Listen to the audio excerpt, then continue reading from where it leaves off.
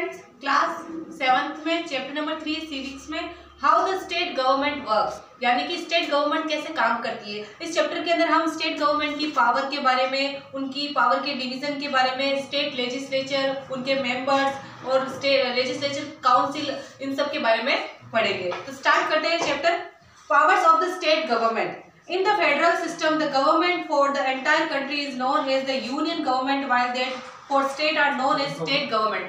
यानी कि हमारे इंडिया में क्या है, फेडरल स्ट्रक्चर है। फेडरल स्ट्रक्चर का मतलब होता है संघवाद, यानी कि जो गवर्नमेंट को दो भागों में बांट रखा है। एक होती है यूनियन गवर्नमेंट या फिर हम उसको कह सकते हैं सेंट्रल गवर्नमेंट। एक होती है स्टेट गवर्नमेंट यानी कि जो पूरे नेशन के लिए काम कर रही है, वो कौन सी होगी, सेंट्रल गवर्नमेंट या यूनियन गवर्नमेंट। और हमारे देश के अंदर बहुत सारे स्टेट्स भी हैं, तो हर स्टेट की गवर्नमेंट बना रखी है। हर स्टेट में एक चीफ मिनिस्टर है, एक गवर्नर है, तो वो हो जाएंगे स्टेट गवर्नमेंट के अंदर और वो काम करेगी अपने स्टेट के लिए। यानी कि राजस्थान की स्टेट गवर्नमेंट राजस्थान के बारे में सोचेगी, जैसे आपने अशोक गहलोत वगैरह, ये किसके लिए, हमारे राजस्थान के लिए वो डिसीजन लेते हैं। और सेंट्रल गवर्नमेंट जो होते हैं वो पूरे इंडिया के लिए लेते हैं। तो हर स्टेट में, जैसे कि एक एग्जांपल दूं, जैसे स्कूल में कैसे होता है, हर क्लास का एक क्लास टीचर होता है, वो अपनी क्लास के बारे में सोचता है और सबका टोटल एक होता है प्रिंसिपल, जो पूरे स्कूल के बारे में सोचता है। तो वैसे ही सेंट्रल गवर्नमेंट और स्टेट गवर्नमेंट काम करती है।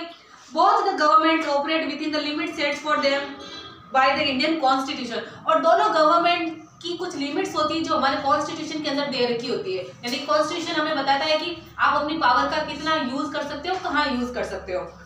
The state governments make their policies considering the needs of their respective states. State government मतलब जिस स्टेट की है, राजस्थान स्टेट की गवर्नमेंट राजस्थान के बारे में सोचेगी, राजस्थान के बारे में लॉ बनाएगी, राजस्थान के बारे में कुछ ना कुछ करेगी। एमपी की एमपी के लिए, कह सकते हैं कि पंजाब की पंजाब के लिए, तो अपना अपना स्टेट अपनी अपनी मतलब गवर्नमेंट होती है। The union government can not take away the power of the state government without their consent nor can it interfere in their affairs. यानी कि यूनियन गवर्नमेंट भले ही पूरे इंडिया लेवल पर हो, लेकिन उसके पास इतनी भी पावर नहीं होती कि वो स्टेट गवर्नमेंट के कामों में दखल अंदाजी करे या उनसे उनकी पावर को छीन ले। जो पावर स्टेट गवर्नमेंट को दे रखी है वो उसका यूज कर सकती है, बीच में इंटरफेयर नहीं कर सकती सेंट्रल गवर्नमेंट। तो ये हो गई पावर के बारे में। नेक्स्ट है डिवीजन ऑफ पावर। अब इस पावर को भी डिवाइड कर रखा है ताकि कोई प्रॉब्लम नहीं हो, वरना किसी एक मुद्दे पर एक गवर्नमेंट कुछ और फैसला निकाले, दूसरी गवर्नमेंट उसमें इंटरफेयर करके बोले नहीं हम तो ऐसा करेंगे, तो कॉन्फ्लिक्ट हो जाता है, प्रॉब्लम हो जाती है। तो ये सब नहीं हो, इसलिए क्या कर रखा है, पावर का डिवीजन कर रखा है। The constitution has made a clear cut division between the power of two government. इसलिए हमारा कॉन्स्टिट्यूशन जो है उसने सेंट्रल गवर्नमेंट और स्टेट गवर्नमेंट के बीच में पावर का डिवीजन कर दिया है और उसने 3 लिस्ट बनाई है, union list, state list and the concurrent list that contain the details of these powers, जिसमें सारी पावर्स का डिवीजन है।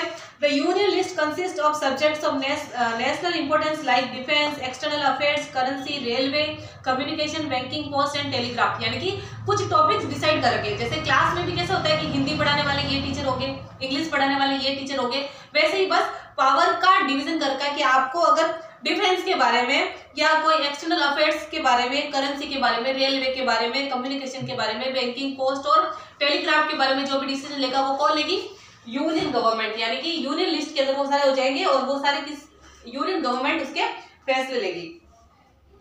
Laws on these subjects can be made by the union government only. यानी कि ये सारे यूनियन लिस्ट के जो टॉपिक है और इन सब पर फैसला भी कौन लेगी, union government. Similarly, the state list contains subject like maintaining laws and order in the state. State government state list के अंदर सारे मुद्दे कौन से हैं कि स्टेट में कौन से फैसले लिए जाएंगे, कौन सी पॉलिसी होगी, हेल्थ, ट्रांसपोर्ट, लैंड पॉलिसी, ये सब किसके अंदर आ जाएगी, स्टेट गवर्नमेंट के अंदर आ जाएगी। In which only the state can make laws, जिसपे केवल स्टेट ही अपने मतलब स्टेट ही केवल इसके ऊपर नियम बना सकती है। In times of emergency law on state government also can be made by the central government also. यानी कि कभी इमरजेंसी हो तो ये जो स्टेट गवर्नमेंट या स्टेट लिस्ट में आने वाले मुद्दे, उन पर यूनियन गवर्नमेंट भी फैसले ले सकती है। और लास्ट हो जाता है द कॉन्करेंट लिस्ट, यानी कि जिसमें दोनों टॉपिक शामिल हो जाते हैं या कह सकते हैं कि दोनों गवर्नमेंट मिलकर फैसला लेती है। It includes subjects like education, education पर सेंट्रल गवर्नमेंट भी फैसले लेती है तो स्टेट गवर्नमेंट भी ले सकती है। फॉरेस्ट, इलेक्ट्रिसिटी, लेबर वेलफेयर, ये सब मुद्दे ऐसे हो जाते हैं जिन पर दोनों मिलकर, स्टेट गवर्नमेंट एंड सेंट्रल दोनों मिलकर इन सब्जेक्ट पर अपने फैसले सुनाती है। तो ऐसे ही कुछ लिस्ट के अकॉर्डिंग, ताकि कोई भी कंट्री में कॉन्फ्लिक्ट की स्थिति नहीं हो, पावर का डिवीजन कर रखा है। Thank you.